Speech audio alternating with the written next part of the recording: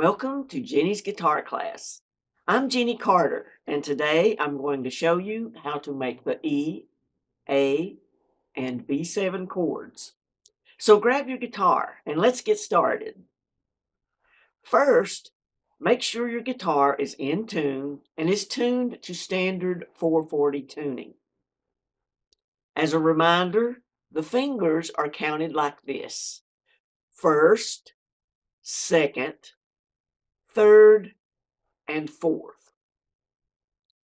The strings are counted this way: first, second, third, fourth, fifth, and sixth. In the chord diagram, the vertical lines represent the strings of the guitar and the horizontal lines represent the frets of the guitar. If you don't know how to read a chord diagram, make sure to watch my Jenny's Guitar Class YouTube video on how to read a chord diagram for more in-depth instruction. The first chord we will learn is the E chord.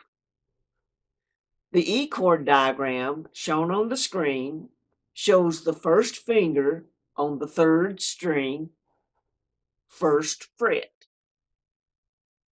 The second finger on the fifth string, second fret. And the third finger on the fourth string, second fret. The sixth, second, and first strings are played open, meaning there are no fingers on these strings, but they are still strummed as part of the chord. So go ahead and place your first, second, and third fingers on the strings as indicated by the diagram. Make sure your fingers are on their tips and that you have enough steady pressure on the strings to make the chord ring out.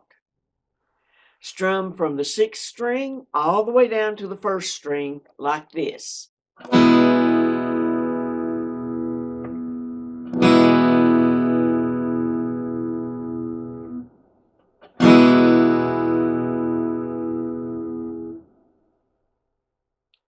Now, let's learn the A chord.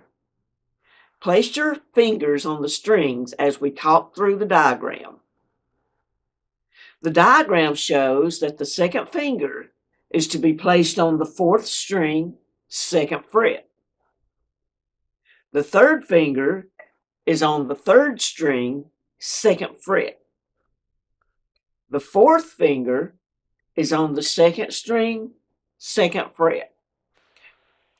The fifth and first strings are strummed open as part of the chord, but you do not strum the sixth string in the A chord.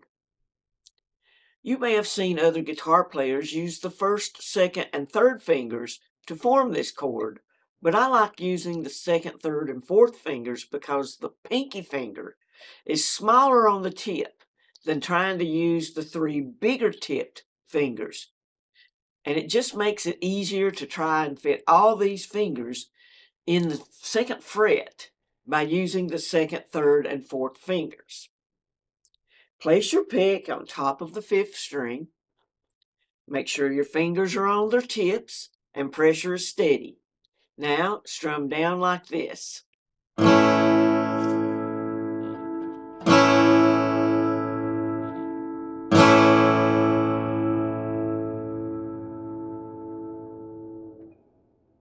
If you are a beginner guitarist, don't worry if your chords don't sound like mine yet. You may have a lot of dead sound at this point as you are learning. Just keep working on improving the sound of your chords on a daily basis, and you'll eventually have great and smooth sounding chords. Something else to be aware of is that as a beginner, as you are working on learning guitar chords, you are going to get sore fingertips, and you may even develop blisters on the tips of your fingers. If you do start to develop blisters, maybe give yourself a couple of days rest and allow your fingers to heal before practicing again. But if you will persevere and keep practicing, you will soon develop calluses or tough skin on your fingertips. Okay, back to our chord learning. We'll now learn the B7 chord. As before, make sure to place your fingers on the strings as we talk through the diagram.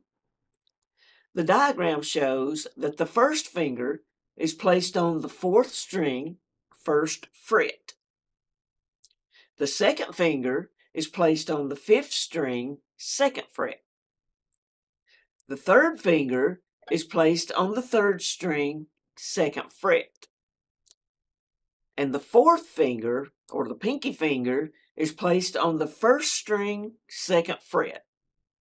Notice that you are skipping a string between the 2nd and 3rd fingers and the 3rd and 4th fingers.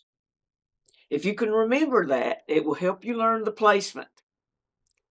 The diagram shows that you will strum from the 5th string down through the 1st string like this.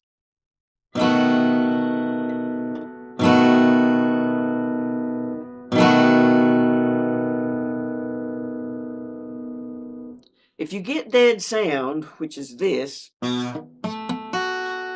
make sure your fingers are on their tips and that you have steady pressure on the strings.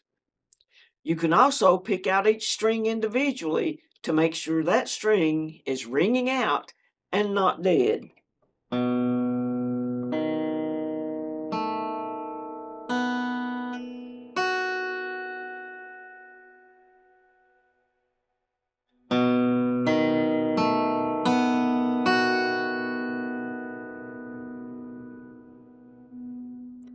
Okay, that concludes our lesson on the E, A, and B7 chords.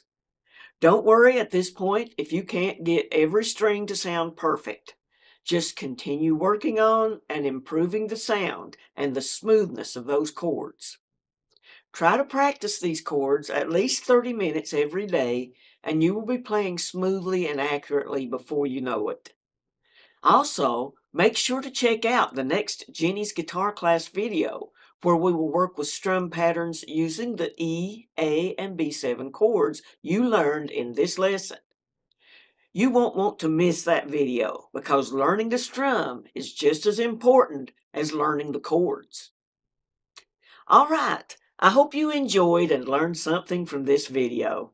If you'd like to see more of Jenny's Guitar Class videos, please don't forget to like and subscribe to my channel.